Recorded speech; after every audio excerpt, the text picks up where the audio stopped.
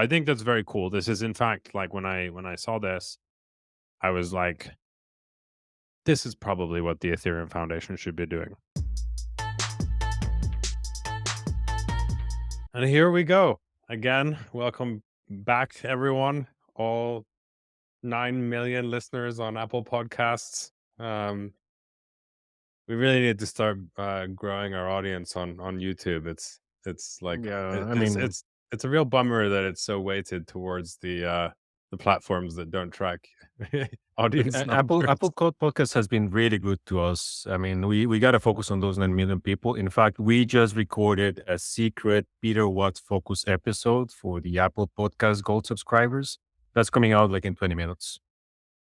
Yeah, yeah. We always get warmed up for these episodes by discussing Peter Watts primarily.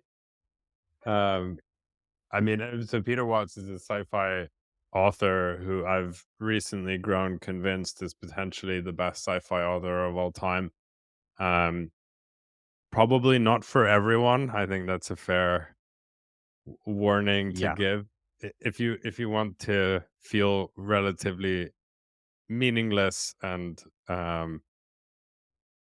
it, the way I would describe it is like there's a deterministic march where your opinion is not required nor is it listened to, and you just get sort of herded into the future whether you like it or not.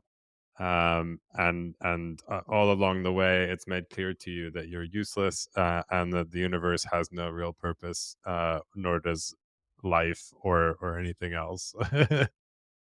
Well, he is a biologist, so of course he would have a very mechanical perspective.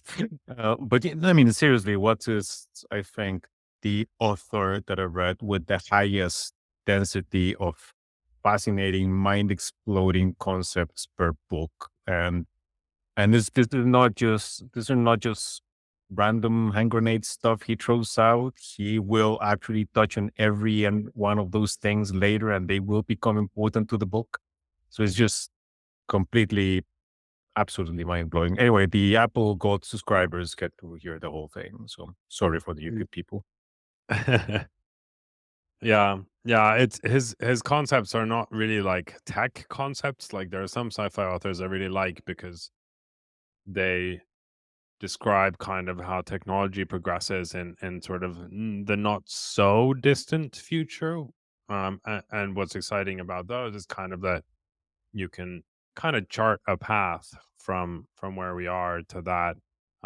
Watts is more like screw you, like this is so much further in the future. Like it's whatever you think you know about anything, like don't don't bother. Um, and so it's always, spacefaring, kind of civilization stuff, and so on. But the concepts within that universe are genuinely quite mind blowing. Kind of, a lot of it does come down to kind of him being a biologist, I think. But um, but moving on, this, we should probably discuss the Binance situation. I mean, there's not that much to discuss. Given Uh, that we started with bleak topics. well, so I would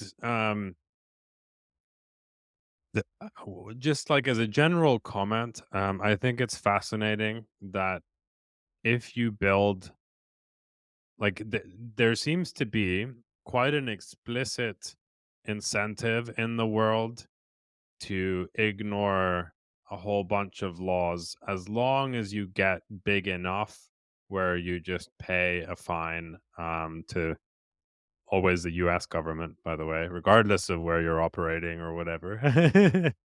Yeah. um, um, but this is now has happened with Bitmax, it's happened with EOS, it's happened with Binance.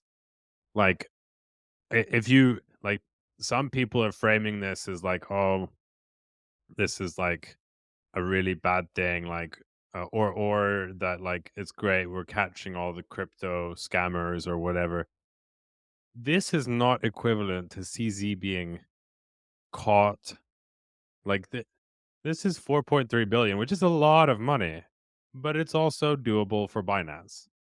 And like, It's $29 per customer. right. Is it really? Yep. Oh, okay. Then it is kind of a drop in the bucket. They have 157 million customers or something like that. Yeah, but most of them, or a lot of them, probably inactive. But regardless, like, for I don't think Binance would be what it is today unless they utilize the very loose regulatory strategies that they did. Um, and I, it's like I think from like a pure cost perspective, this seems somewhat low, to be honest. Like, That well, just this is my like sort of view. Like this is obviously a lot harsher than EOS, who had to pay, I think it was like 30 million or something like that yeah, for EOS 4 was billion raise. okay, man. Look, different things, right? I'm not gonna defend freaking EOS of all things, right? Like much like I'm not gonna defend, that HSBC got fined like 65 million bucks for helping launder about a billion. But it's also an issue of the timing thing, right? This is not Mm. that Binance leased a couple sketchy tokens. Um, a, a couple weeks ago, their like head of counterterrorism or something resigned, and I was commenting to a friend who was a big Binance bull that at this point you might as well map the charges by the list of people who are walking out the door. And sure as shit, when this whole thing comes out, they comment that Hamas had facilitated, that Binance had facilitated money laundering services for Hamas and other people. Like, this is not the best time in this decade to be Hamas associated in any way. So, No. yeah, US did some sketchy stuff, but it's not like they helped North Korea build a nuke, for instance, right? Yeah. It's, Yeah, and I guess to some degree probably the same can be said for Bitmax, is that it's not so much money laundering charges, it's more like we just didn't do KYC because we didn't want to. yeah, like, Um I oh, mean, yeah, maybe we shouldn't have talked to US customers. Okay, sorry about that kind of thing. yeah. Yeah, but point being is like, I don't think this dethrones Binance. Um, uh, it does swing, like, not immediately, but in the next few years, I think it tilts the power dynamic a little bit away from Binance being sort of the only pillar, like, of the industry. Um, but ultimately, it's still like there's not really any other exchange that commands so much international presence. Like, this may mean that Coinbase gets a stronger foothold in the US, but is Coinbase going to get a stronger foothold globally per se? I don't know. um, uh, what I expect is that Binance is going to be so careful to not draw outside any particular line during the next few years, that they're gonna lose a significant amount of edge. We'll see. Well, so yeah, I don't disagree with that. Like, I do think it probably resembles like the market dynamics with BitMEX, where BitMEX was the largest for a good while. Then this stuff happened, and then it kind of like took a back seat. So But then it's there still will be big. the throne. But that it's still big, right? Oh, Like, sure, it's not gonna going away. It's not gonna die, but I do expect it's going to be the throne. okay, okay, yeah, yeah, that's possible. Though in the case of BitMEX, um, at the time, like when they were the biggest, there wasn't a huge amount of competition. BitMEX was actually dethroned by FTX, which like a BitMEX might again be the biggest now, maybe. I don't know. Um, I haven't but checked. it's slightly different because like they it's sort of a pretty narrowly defined area where a competing product at the right time can like take market share in a very different kind of way, especially when there's regulatory goodwill to do so. But Binance is not that. Binance is everywhere and in everything. Um, and so like to dethrone Binance, it's like you need to capture so many different pieces of the ecosystem away from them. Um, I think my point is, I think it's harder. I think it's a lot harder. Maybe, but first of all, we're dealing with Team America World Police here, and they appointed like a party representative to supervise finance for the next 5 years. Man, this is going to be a serious handbrake in there. I don't know. We'll see. It's all guesswork. What I'm And saying is, and that's I fair, do but like, but the question is like, who is the challenger, right? Like, who's the FTX? we'll see. Like FTX wasn't like that big a thing a few years back, and look how it went, and then it managed to blow itself up. Um, Point is that we basically not saying, I'm not saying like, hey, Kraken is going to take over, Coinbase is going to take over. It's more likely going to be something that we don't expect, some weird hybrid sex dex thing that we Yeah, don't really know what's out there. So yeah. It's very hard for me to see the current kind of crop of exchanges taking that yeah. position. Um, Partly because like what led to Binance getting to that position doesn't really exist anymore in the same way. Like Binance's whole strategy for growth was just like, let's list all the shit coins. Like, is the most, which by the way is also the strategy employed by every DEX. um, but anyway, that'll be interesting. Um, Moving on, there was a big ruckus on Twitter because F2 pool or the some guy posted some proof that F2 pool, which is it the biggest Bitcoin mining pool? Yeah, and they're I think so. Chinese on top of that, which adds Yeah. to the interestingness of this whole. So yeah, like a big Bitcoin mining pool might be the biggest.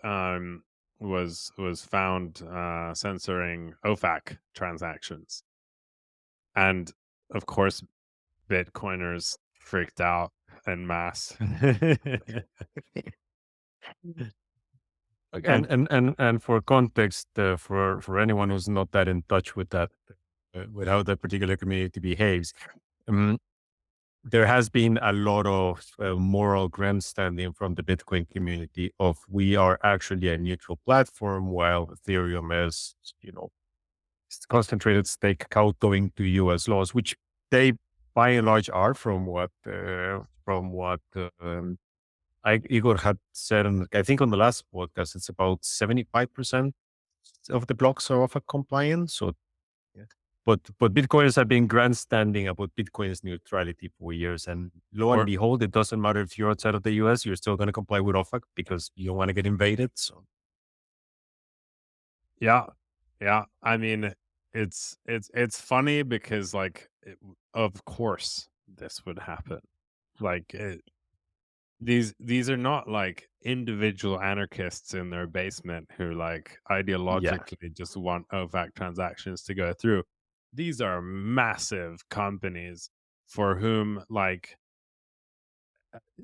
anything that significantly affects their potential future cash flows um is a big deal, and they will do everything they can to protect that.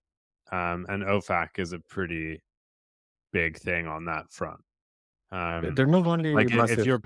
if you're letting through OFAC transactions, like you as a company could get sanctioned.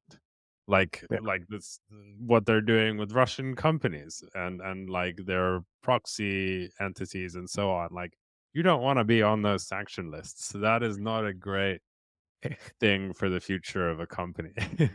And let's not forget that given that Bitcoiners have crowd so much about how the fact that anybody can just jump in my Bitcoin because all you need is hardware. Well, these companies also have a massive regular capital expenditure acquiring hardware from elsewhere that elsewhere may not want to deal with you if you're sanctioned. So this would Yeah. basically completely put them out of business. It's not like, oh, I just get to continue validating Ethereum blocks on my raft of Raspberry Pis, which I can produce locally in whatever Chinese province I'm based, right? You're plugged into a global economy that's not going to deal with you anymore. Yeah. Yeah, actually on that front, so like Bitmain is, I think, still the biggest producer of mining ASICs, Bitcoin mining ASICs. I'm not 100% sure. To be honest, I don't follow Bitcoin that much. Like it the whenever Bitcoiners get really excited about something happening in Bitcoin, that something is incredibly boring compared to anything else happening in the industry. And happened somewhere else like half a decade ago. Right, right. Yeah. Like, yeah. I mean, Bitcoiners periodically are still getting excited about Lightning. And so like, I don't know. Um, uh, like from my perspective, like it was cool to get excited about Lightning. Like, I don't know, when Lightning Labs like started doing some stuff and innovating a little bit on that front. Like, okay, I get that, but like now it's like I think my point on lightning makes no sense has been proven. You can say that it just takes decades or something to adopt, but that shit has no adoption whatsoever. Like if it was promising in the slightest, it would be getting adopted in a very different kind of trajectory, or the adoption would look different.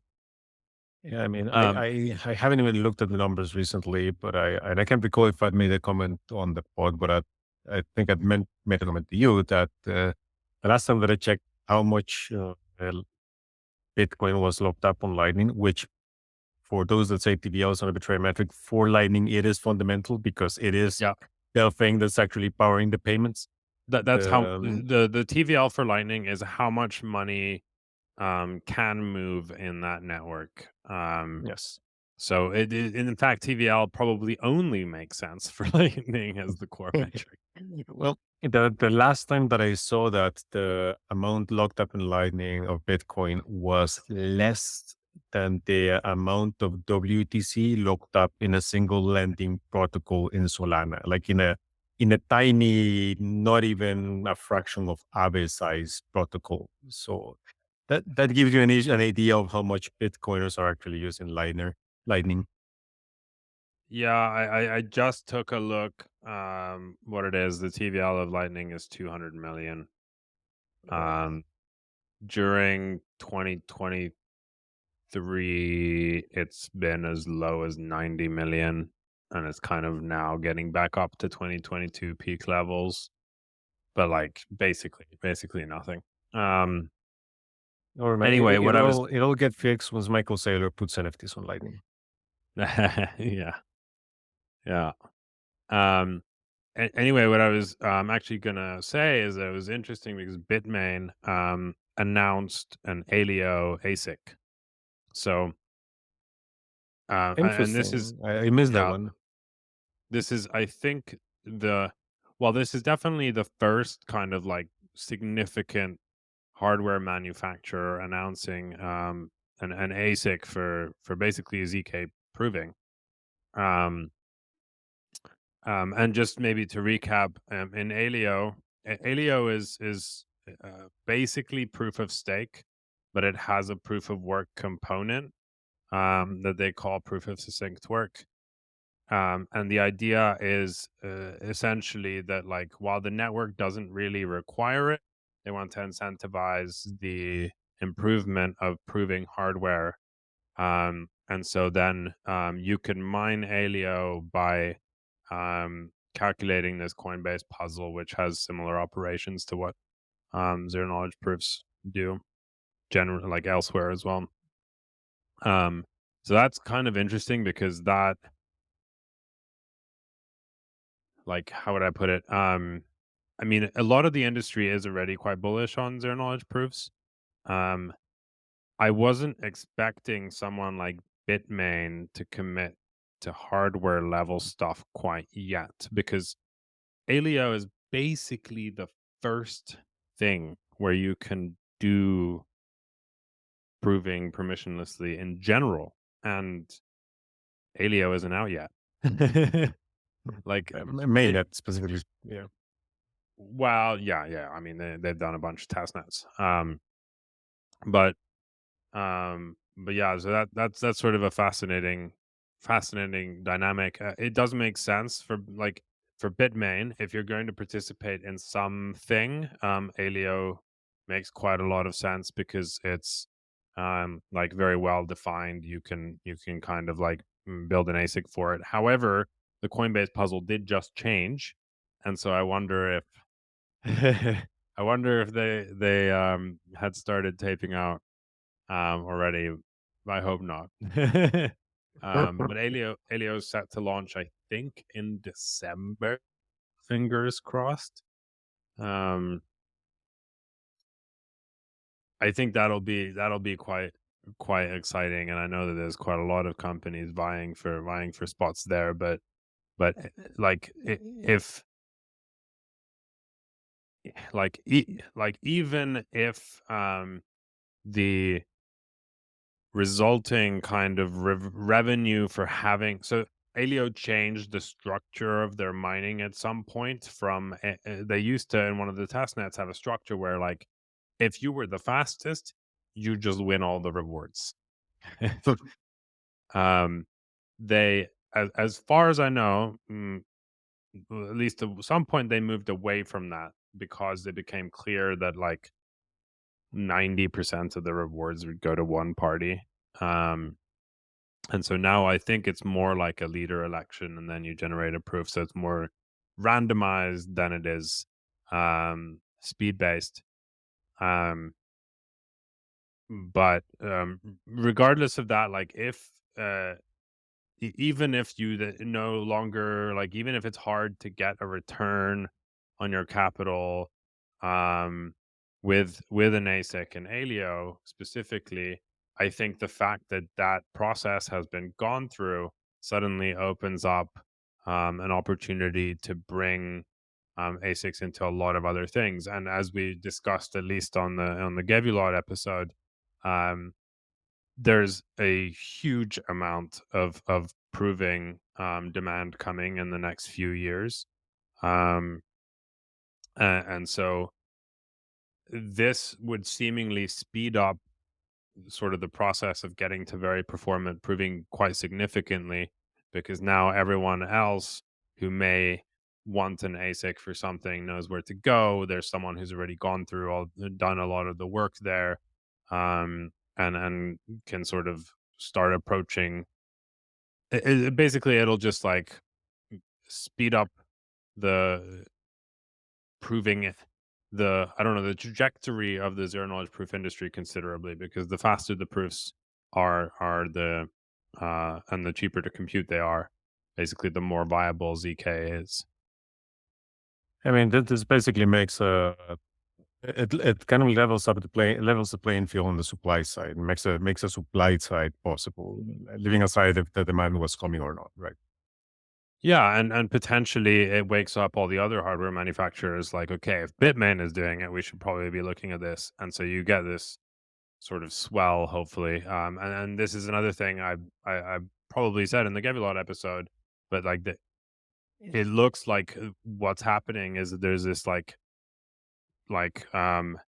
insane amount of supply, sort of hardware supply, building up in anticipation of proving starting to sort of the demand side starting to open up.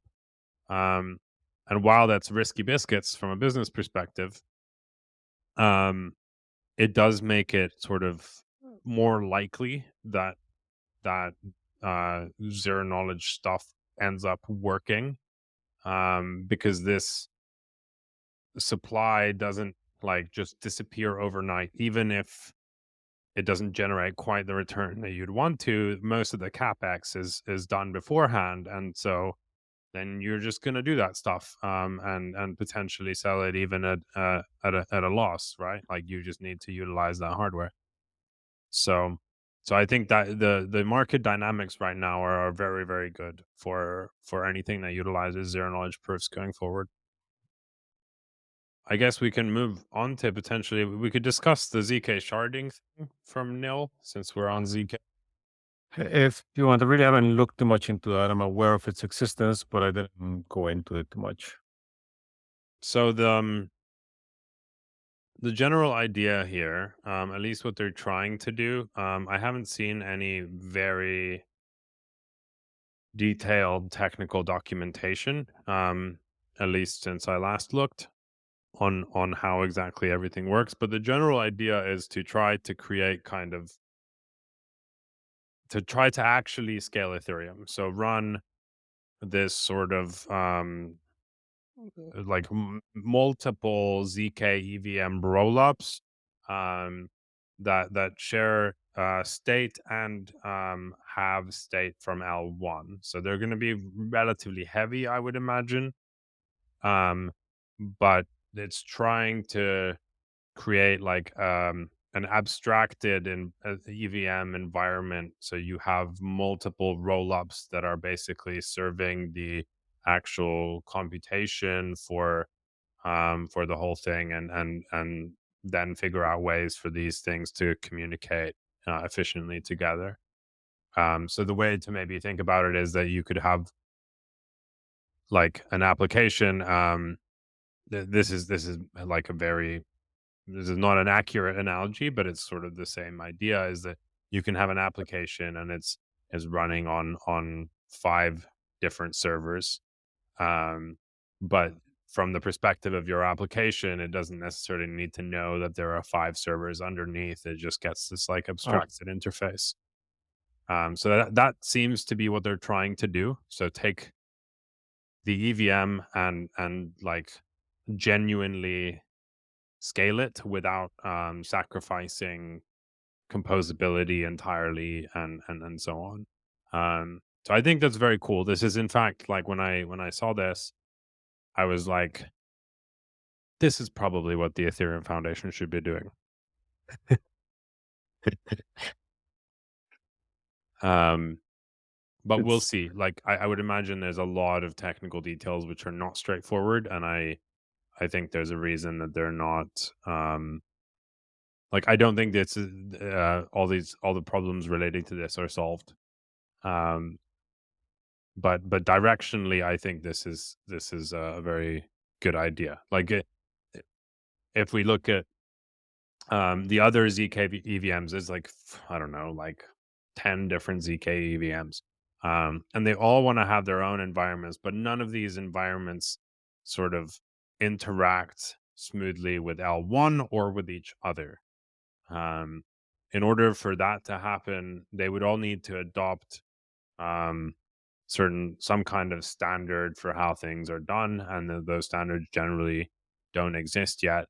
And so this is trying, because ZK EVMs ultimately like it you don't really, as an application developer, you kind of don't care which ZK EVM it is, like it like what you're running on top of, as long as it works. So this is trying to sort of um take like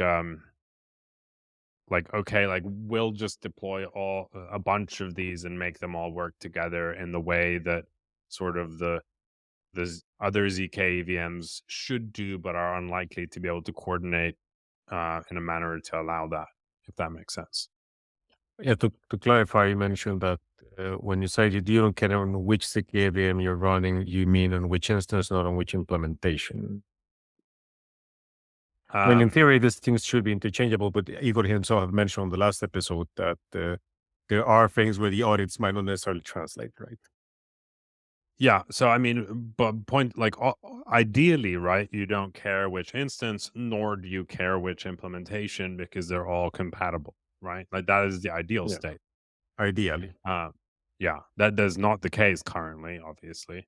Um, but I mean, I think it is possible to an extent, or like maybe the easier path is that um, in the ZK sharding model, at least an audit for the ZK EVM running in that sort of ecosystem will Yeah, apply to all of them, right?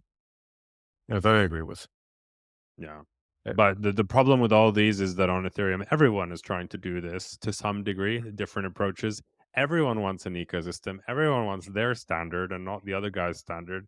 And then it's like nation states. They just can't fucking agree on shit. And like, And that's the reason why I tend not to look at this too deeply when they come out now. I mean, I find the concepts interesting, but it is kind of like I told you about Sui and Aptos at one point. Like all these things right now for me are on a prove you can build a developer community basis. Before that is just like not there's not enough mental bandwidth to keep up with what you're doing. And you might be doing that something that's really nice and technically very good. But if you don't build a developer community, that's not gonna go anywhere. So sorry. yes. And now that you brought it up, I was just having a conversation with an investor. Was it yesterday or the day before on Sui and Aptos? Um, and so I don't know what their odds of success as like blockchain ecosystems are or anything like that. I don't know who's building what or if anyone is building anything on top of them. I'm like a tiny bit skeptical of MoveVM. But one thing I am quite confident about is that the sort of DAG based mempool structure that they use called Narwhal, and then Mhm. um, sort of a consensus mechanism for that, which is, well, Bullshark is I think the most well known one, but there are others which kind of fit in with a Narwhal structure, all kind of from the same family. I think that is the future. Um, there's so really quickly, like explain like I'm five. The way that works, I don't. This is not going to be explained like I'm five. This Yeah. is going to be explained like I'm pretty familiar with consensus mechanisms. um, but basically, the idea is, and Solana has a similar structure, but the idea is that um, uh, you don't have the like in traditional blockchains. You elect a leader. You have a mempool. That leader basically takes transactions out of the mempool. Generally speaking, prioritizing based on their own financial incentives. So, like this is why you have fee competition, and then they order those transactions. So the leader decides the order, um, and this has a number of implications for the network. Um, for example, because the leader decides the order, that order then needs to be broadcast to everyone else. There's like you can't really like build a block until you know what the order is. You don't know which transactions the leader has taken out of the mempool, et cetera, et cetera. So you basically increase the amount of latency in the network because you need to do all these steps.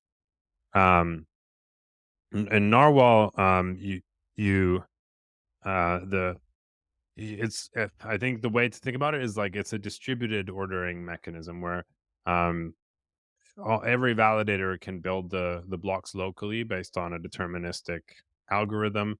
The mempool becomes this sort of DAG structure, um, which DAG is kind of like it's a directed acyclic graph. It's like if you think about it, a transaction is a circle, and then there's a line going to the next transaction. So it builds a causal or time based order of the transactions, um, and then the consensus mechanism actually just kind of checkpoints the DAG. So it sort of decides like, okay, this is we this is the cutoff point. The previous transactions here were the block, et cetera, et cetera. Um, and this has some like very interesting properties. Primarily that the leader, because the leader doesn't actually decide on the ordering, and it like can't really change it, the nature of MEV changes considerably. First of all, it's very performant in this structure. Again, Solana uses something similar. They just use VDFs, but the same goal of trying to do local ordering in advance of the leader deciding anything. Um, so, but the really sort of fascinating thing is because the leader doesn't decide, they don't get to add transactions, before and after your transaction to sandwich attack Yeah. you or front run you, etc. And we've tried to explore this internally at Equilibrium and figure out what the attacks kind of would look like. And it probably is possible to do MEV attacks. I think it is in any network, but it likely requires a lot of nodes or validators to collude, Let's which is a much better sort of guarantee, I think, than traditional blockchain systems. And so if you have like greatly minimized MEV with very high performance, I think that structure is is probably the future. Whether it's implemented in the way that will get like massive adoption by Sui or Aptos, I don't know. There's like it doesn't need to be Move VM, for example. Maybe Move VM isn't what people want to use. Um, but the structure seems like it's going to become the next kind of standard for most systems. okay. That was not explained like M5, and I was gonna elaborate on your description of a DAG, but let's not go there because then there's gonna become a data structure school. So Yeah, yeah. the Dags the are only cool. comment, Dags are since cool. Arweave keeps coming up on this, I will make the commercial that Arweave is uh, it's not exactly a chain, but it is, let's say, a distributed system that is based entirely around the DAG. So you all may want to check out how that's implemented, and we're going to leave it at that. Yeah, I mean, DAGs are very cool. Do you remember the days of DAG chains like IOTA and Yeah. the Hedera? I guess Hedera is still kind of. I mean, they're both kind of still around, but it's interesting that like um those structures,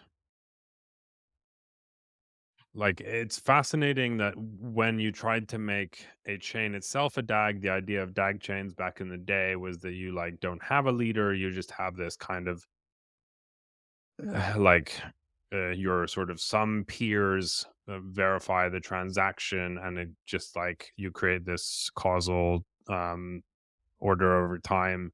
um so you don't really have a global view, like no one really knows what are all the transactions that are, um and that didn't really work. Like with IOTA, for example, the issue was that in order for it to like get anything done, you had to have like a huge amount of volume. Yeah. um, but not getting into that, it's fascinating that that concept, the DAG, um, like it's very similar in structure, but when it's applied more to the sort of mempool level and not kind of the consensus level, suddenly it starts to make sense. So I don't know. That evolution is just Yeah. really really interesting. Okay, since we did go there, the main reason why things like IOTA just didn't make any sense is because um, DAGs work really well on cases where you have, let's say, few dependencies on any particular item being true or existing, let's say, or being allowed to exist. Let's put it that way. And this is something for like Arweave is really good. You don't particularly care if there is other content on the network as long as whatever thing we're supposed to be the root for this is there. That's, let's say, a trivial way to put it. The main reason why something like IOTA ended up having this, and I'm not sure if it still does. Back in 2017, it was supposed to be gone within 6 months. But why they had this central sequencer is because IOTA was trying to be money as well. And once you want to have the possibility of money, anything that touches a particular account is going to require a causal view of the world, which is where you end up with the usual transaction lists that blockchains end up being represented as. But someone mentions, if it is the mempool and it's not something that you need to reach consensus about, then this is a completely different situation. Right. So yes, it still does have. It's called the coordinator. Any day now. Right. The coordinator. This is according to the IOTA wiki, so I don't know. I'm sure IOTA people would have all kinds of reasons as to blah blah blah. But as far as I recall, this has been being phased out for a good many years now. Has been in the process of being phased out. And it says the coordinator is a temporary feature running under Chrysalis and Stardust protocol versions and will be removed with the upcoming IOTA 2.0 update. This is from the 28th of October this year. So I suspect it's still there. And as I've been hearing this since 2017, at least, which was I recall my first encounter with IOTA, because when someone described it to me, it seemed kind of like magic, because one of the things that they couldn't clearly do was that a subgraph could just go offline for a while and keep operating, and then it just naturally remeshed with the network. I'm like, how does that work if this network had like an outdated view? So asking like a whole bunch of questions, which all boiled down to like, oh, there's a centralized consensus thing that's gonna be basically tell you if you can join or not. Oh, well, that's Well, nice. there's a news article that IOTA is shifting from a coordinator to a decentralized and permissioned validator committee. Oh, Coordinator with extra steps. so what I'm hearing there is that they are moving kind of in the direction of, Sui and Aptos, but doing it permissioned. Like what? That's a coordinator with extra steps, period. It's basically this 10 machines get to be the coordinator on a rotating basis. That's it. Yeah, this is equivalent to proof of authority in the Ethereum world, which means like it's not proof of authority. The name makes it sound like it's some kind of like decision making structure. The decision making structure is I decide who gets to decide anything. Yes. Anyway, Have you have you seen this captcha joke where it says like please select all Binance Smart Chain validators, and it's all like different photos of Cheng Peng Zhao? no, no, but that sounds about right. Well, that's this kind of proof of authority, guys. Right. Okay. Moving on. Jito. Well, actually, first of all, Lido. Why does every LST thing, liquid staking token, insist on being called something with an I and an O? Marinade only has one eye. Fair, but Marinade has done a poorer job on branding. Oh, no kidding, man. But let's not get into that. So recently, Lido announced that they're sunsetting ST Sol, so their liquid staking token on Solana. If you have any Solana on ST Sol, I would get it out. Yeah. I think it was the deadline was it February next year? Okay, they're going to start. I think they actually just started like on 22nd or something. The voluntary validator of boarding. The EUI is for unstaking is going to be available until February or thereabouts, and after that, you only get to unstake through the CLI. So if you're an average person who just likes clicking on a wallet and stuff, go and stake stuff now. Yeah. February 4th, 2024, is when the Lido Solana front end support will end. So get your Sol unstaked before that date. One thing that really pissed me off, by the way, is that Squads, the multi-sig wallet on Solana, or like one of the multi-sig wallets, which by the way is a really, really good product, generally speaking. But they had sort of stake on stake support on the wallet itself for Lido and Jito and all these other things. And then somehow when Lido announced this, they removed this from the product. Nice. and like directly unstaking from a squad's wallet without that being in the UI is like a huge pain in the ass because you can't just connect to the squad's wallet to like Lido's front end. And so that pissed me off. Like you could have just left unstaking in there. Like why? Like if you let people do it, like stake from there, then you need to Yeah. let them unstake from there. Otherwise, it's going to be a huge pain in the ass. Um, of course, like the Just um, disable the stake button, for instance, and that's it. Leave it the rest. exactly. Like it should have been. Then that would have been so much easier. Of course, the ST Sol is trading at like par, so it doesn't really like matter. You can trade it directly from the Squaz interface. You do need to then pay fees, which obviously there are Solana fees, so then it doesn't really matter, etc., etc. Anyway, I just wanted to rant about that because it was annoying and like these types of product things. And this is, by the way, this is like a constructive criticism. Squads is 100% the best multi-sig wallet I have ever used. The ones we use on the Ethereum side are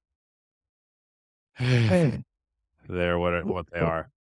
Um anyway, so that's happening, but let's discuss quickly like why is Lido doing this?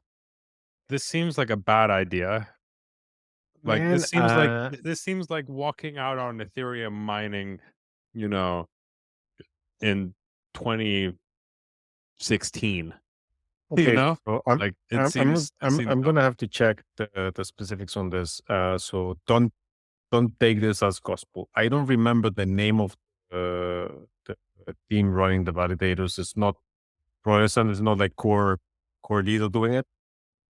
These people had presented a proposal, the Lido DAO, asking for a grant of, I think, a couple $1 million to keep doing it. And if they did not get it, they were gonna just exit.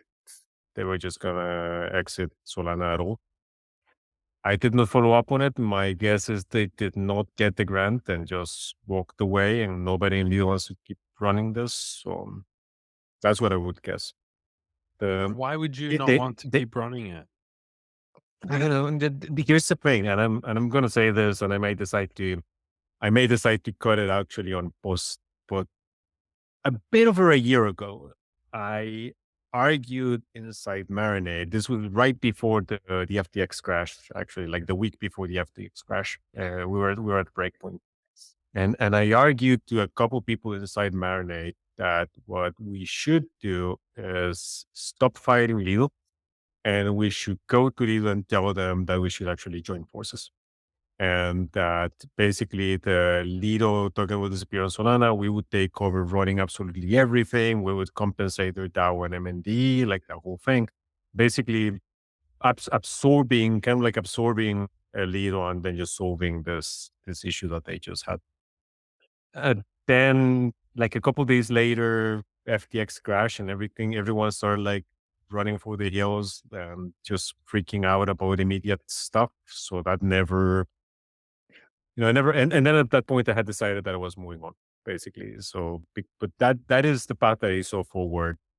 That I saw forward, and if this would really have changed, I think how this thing looked entirely. I'm not sure if we ever discussed that at the time.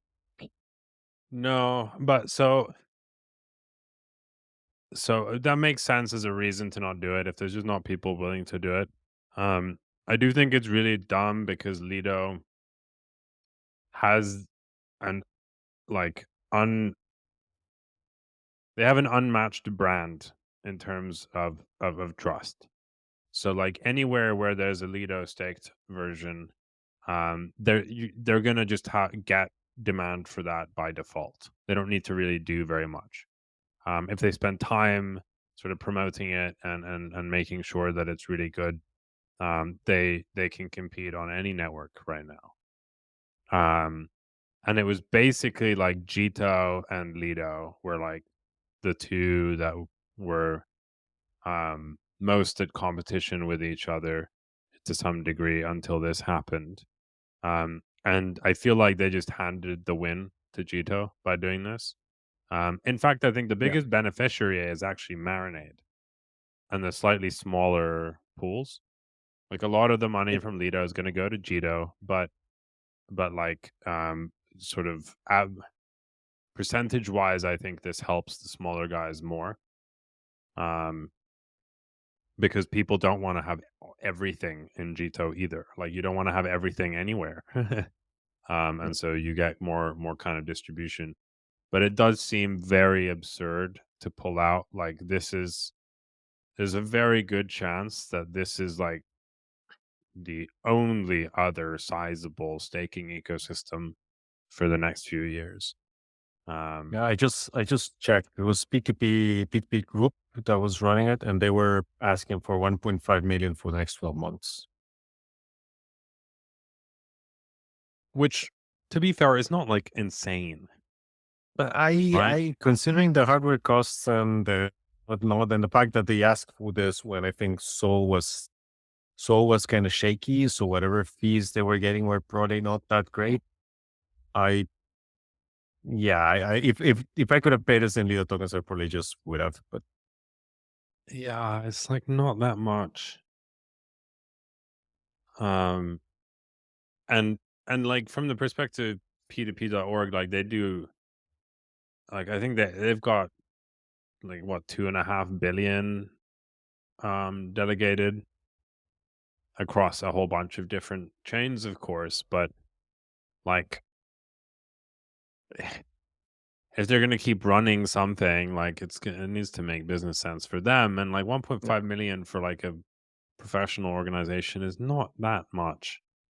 It like that's like a couple salaries and a bunch of hardware and a little bit of a profit margin potentially, but like seems relatively reasonable.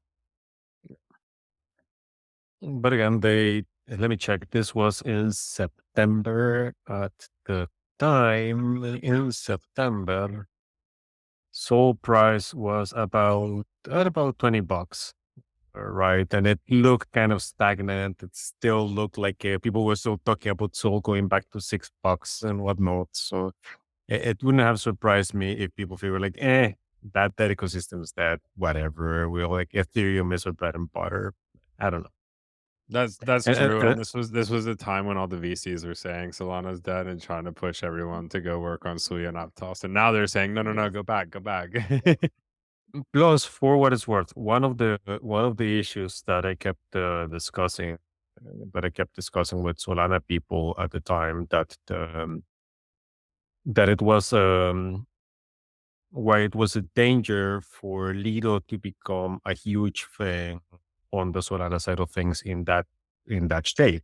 This was before Lido announced their own plans to kind of like decentralize themselves, which is like it's almost an Ethereum foundation level time frame. But why I'm discussing that it was a huge issue is because the majority of Lido token holders are not on Solana; they're on Ethereum.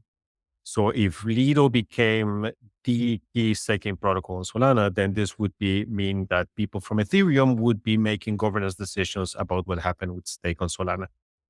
So it wouldn't surprise me if the same stakeholders were like, whatever, is that thing over there? Fuck it. Let's just focus on the ecosystem that I actually care about. So that may have played again. But I know one one fund that is a large Lido holder. I'm not sure how. I never reached out about how they felt about this proposal. I might after this call. Hmm. Well, it's certainly interesting, and it does like there's only really like three now, right? There's Jito, Marinade, and Soul Blaze, something like Yeah, that. and There's not like a huge staking amount of pools. Yeah, competition.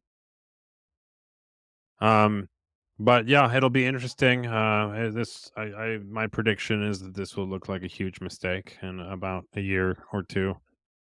Um, yeah, I just like Lido. If you're gonna expand somewhere, this is probably the direction to go. But I think we should call it there. Um, we've discussed a lot of things. I know you wanted to talk about ZK applications, but we got over all the ZK stuff, Right. and I still don't know what ZK applications are. So, like, I'm doing my research. I'm doing my research. I'm talking to a bunch of like co-processors, like people doing kind of proving for smart contracts. It wasn't about seek applications. It was about following up on this question that you asked me if I saw any zero knowledge proof uses in like traditional businesses. That was the thing. Oh, oh, okay, okay. Yeah, that's something worth discussing. We can leave it till next time though, since Sure. I probably need to do more research on that. Um, thank you to our amazing audience over on Apple Podcasts, Yes. We and will be also sending. all 30 of you on YouTube. I think it's like 45 now, but we for the Apple people, we will be sending instructions for our Spelunking airdrop, which is happening next week. So I'm not going to comment on that in case I get into regulatory trouble. Um, that's a joke, we just in case. Can you actually find Spelunking podcast on Apple Podcasts? Are we listed there? I don't know. Let me check.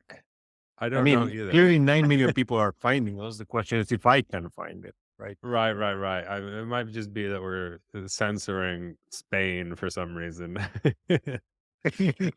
Anyway, thank you everyone, and until next time.